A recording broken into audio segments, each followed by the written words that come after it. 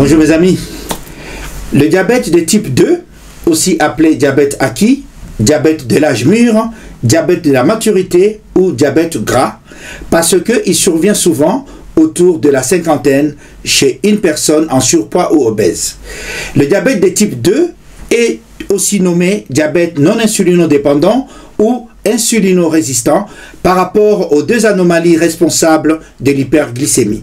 En effet, le diabète de type 2 est une maladie indolore. Son développement peut passer longtemps inaperçu, car on estime qu'il se passe en moyenne 5 à 10 ans entre l'apparition de première glycémie et le diagnostic.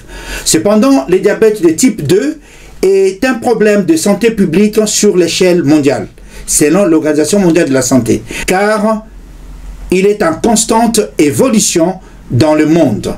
Cette augmentation trouve son origine dans les mauvaises habitudes alimentaires, de manque d'activité physique et de la croissance et le vieillissement de la population.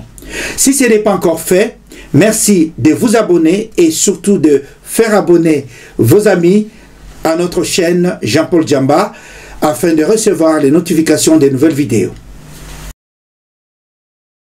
Le diabète non insulinodépendant est une maladie métabolique caractérisée par un excès chronique de sucre dans le sang appelé hyperglycémie. En effet, une personne est diagnostiquée diabétique lorsque sa glycémie ou son taux de sucre dans le sang à jeun est supérieur à 1,26 g par litre de sang lors de dédosages consécutifs. Autrement dit, on est diagnostiqué diabétique quand on a plus de 2 grammes par litre de sang à n'importe quel moment de la journée. Un bref rappel physiologique. Après chaque repas, le pancréas sécrète l'insuline afin de faire baisser les taux du sucre dans le sang et de maintenir ces taux de glycémie à un taux normal, c'est-à-dire autour d'1 gramme par litre de sang. En cas de diabète de type 2, il existe des anomalies responsables de l'hyperglycémie. La première anomalie, c'est soit le pancréas fabrique toujours de l'insuline, mais pas assez par rapport à la demande de l'organisme. On parle de l'insulinopénie. Et la deuxième anomalie, c'est quand le pancréas fonctionne correctement, mais les cellules du muscle, du foie et des tissus adipeux de graisse sont devenues insensibles à l'insuline. C'est-à-dire que l'insuline n'arrive plus à réguler la glycémie et crée une résistance. Cette résistance épuise progressivement le pancréas qui finit par ne plus assurer la production de l'insuline, d'où la présence des premiers signes d'hyperglycémie. Et c'est là qu'on parle de l'insulinorésistance. Les causes du diabète de type 2 sont multifactorielles. Les facteurs génétiques, les antécédents familiaux, et puis il y a les facteurs environnementaux qui sont favorisés soit par l'alimentation déséquilibrée, la sédentarité, donc manque d'activité physique, le surpoids ou l'obésité. La consommation d'aliments trop riches en sucre, sel et graisse. De ce fait, les deux causes majeures du diabète de type 2 sont l'insulinorésistance et l'insulinopénie. Comme nous l'avons vu tantôt, lorsque le glucose ne peut plus entrer dans les cellules, celui-ci reste et s'accumule dans la circulation sanguine, avec pour des conséquences nocives. La première conséquence concerne le sang. Le taux du sucre étant trop élevé, c'est-à-dire supérieur à 1,26 g, on parle d'hyperglycémie, dont les signes sont les suivants.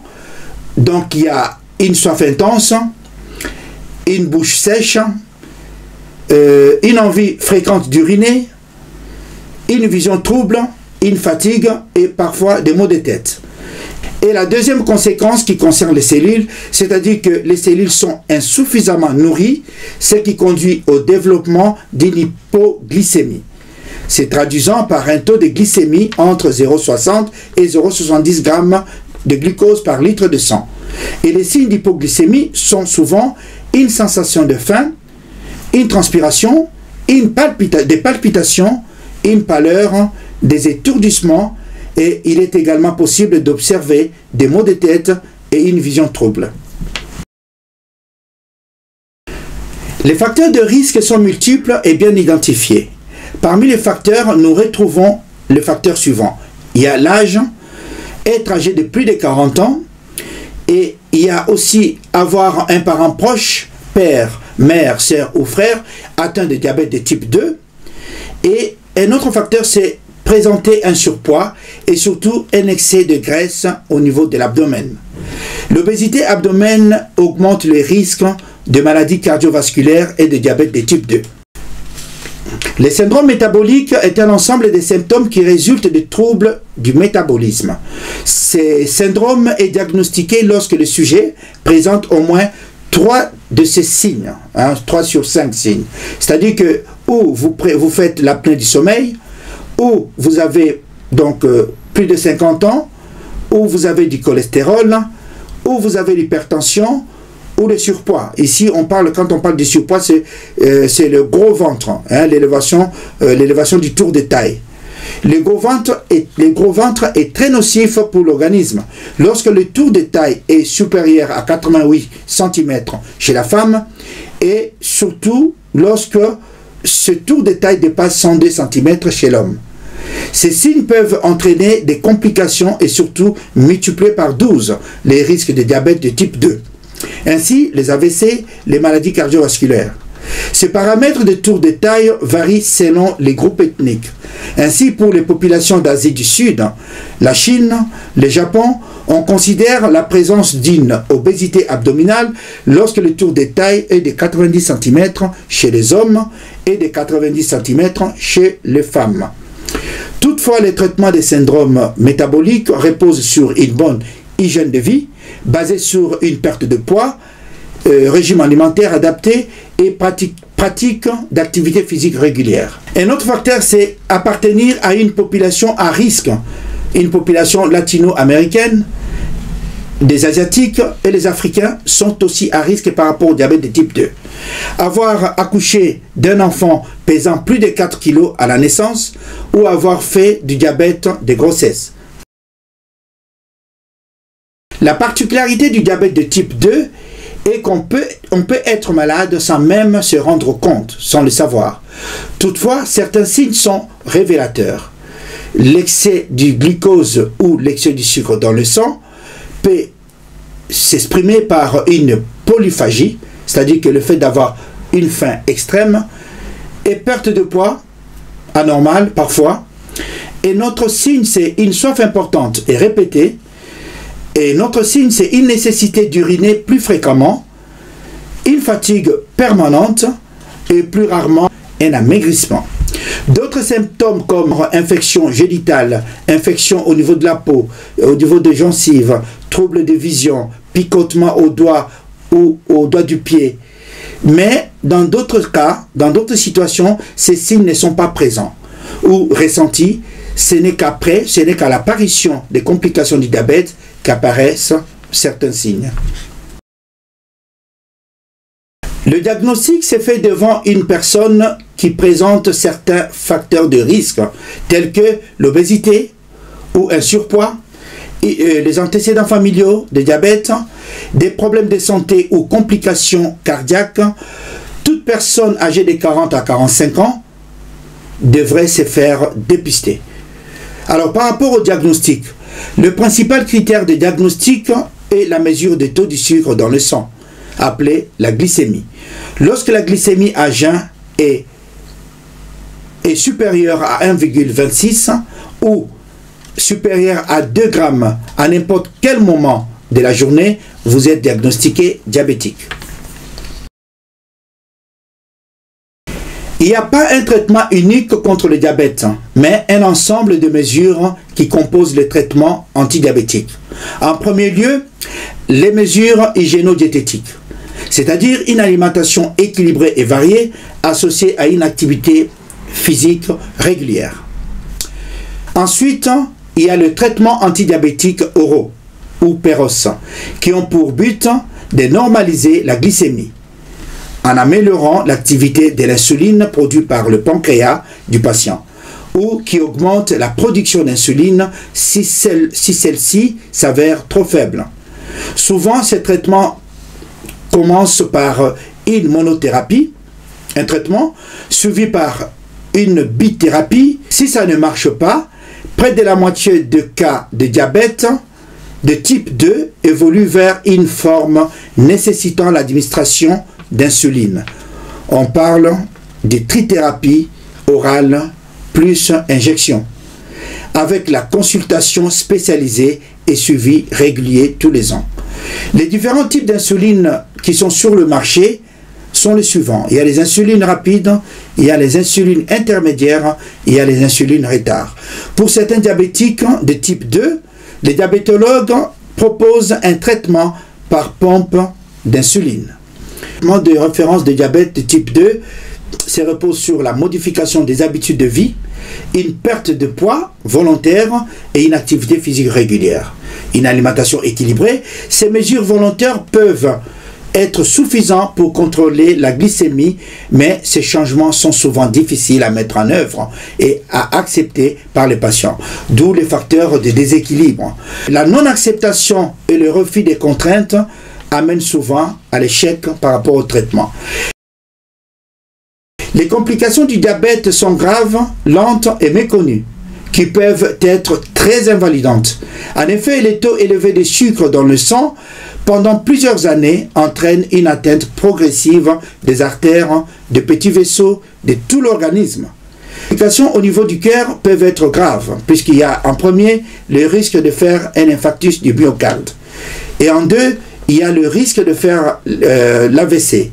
Le risque est plus élevé chez un sujet diabétique pour faire l'AVC, car l'excès de sucre favorise la formation des caillots.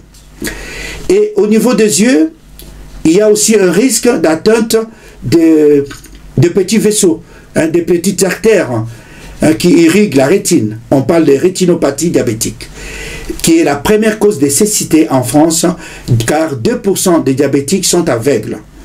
Et troisième complication, c'est au niveau des grosses artères.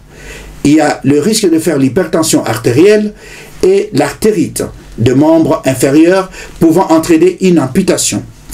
Et au niveau des nerfs, on parle de neuropathie, car l'atteinte des nerfs qui se manifeste par une diminution de la sensibilité ou des douleurs, souvent au niveau des jambes.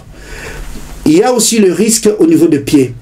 Le fait que la sensibilité diminue entraîne le risque d'ulcération à la circulation de plaies et rend la cicatrisation de plaies difficile. Le diabète est la première cause d'amputation hors accident avec 9000 cas par an en France.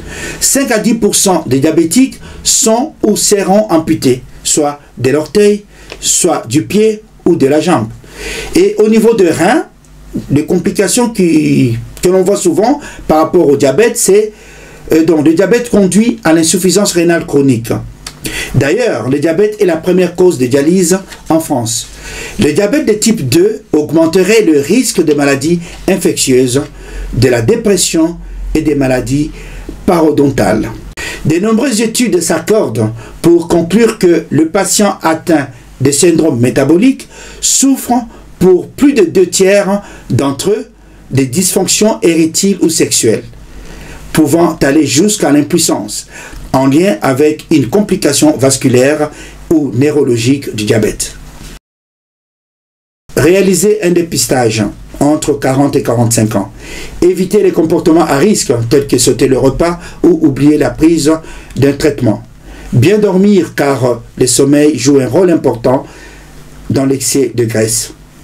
Respecter les recommandations impliquant un changement de mode de vie, réaliser des examens complémentaires, une alimentation équilibrée et avant tout une alimentation variée.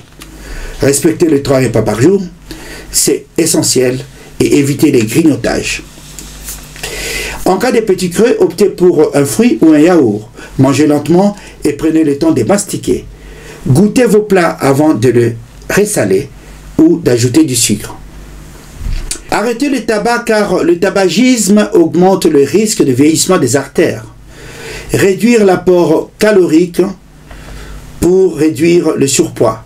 Limiter la consommation de charcuterie, de pâtisserie, de boissons gazeuses, de soda, alcool, etc.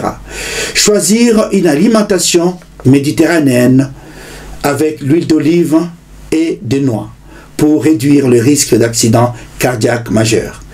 Assurer au moins 30 minutes par jour ou 30 minutes ou 3 fois par semaine une activité physique modérée ou soutenue. Bien comprendre sa maladie et suivre attentivement son traitement et vérifier la glycémie plusieurs fois par jour par l'autocontrôle ou l'autosurveillance glycémique à l'aide d'un lecteur de glycémie.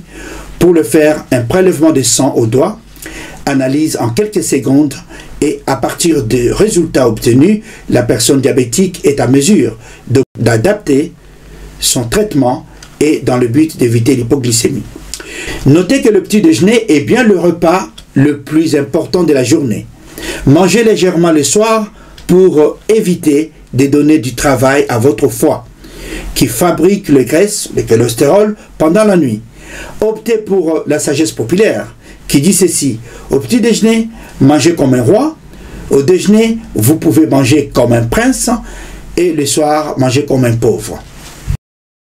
Contrairement au diabète de type 1, le diabète de type 2 ne survient pas brutalement, il est précédé d'une phase de dérèglement glycémique, plus ou moins longue, 5 à 10 ans, silencieuse et réversible par des mesures hygiéno-diététiques appropriées. À ce stade, il est possible de retarder, voire d'éviter la maladie et de réduire les risques de complications. L'obésité est un des principaux facteurs de risque. Elle est associée au contexte ethnique, au type d'alimentation et à la sédentarité, c'est-à-dire du manque d'activité physique. La majorité des personnes atteintes de cette maladie, plus de 90%, sont en surpoids ou obèses. Depuis quelques années, on constate l'apparition de diabète de type 2 chez les enfants, adolescents, les jeunes adultes, dans la mesure où cette maladie est intimement liée à l'obésité, mais aussi à un manque d'activité physique. Par conséquent, la prévention et le traitement reposent essentiellement sur une meilleure hygiène de vie. La réduction de poids, une alimentation équilibrée et variée et la pratique régulière d'activité physique peuvent suffire pour freiner ou éviter le développement du diabète de type 2. Cependant, les diagnostics précoces restent le meilleur moyen pour éviter les complications. Je termine par le conseil de ma mère qui me disait en tétela que papa d'embarquer des kamanyamase, ce qui veut dire en français papa être en bonne santé, est beaucoup mieux que d'avoir un bon plat composé du riz, de la viande et du poisson. Je vous remercie.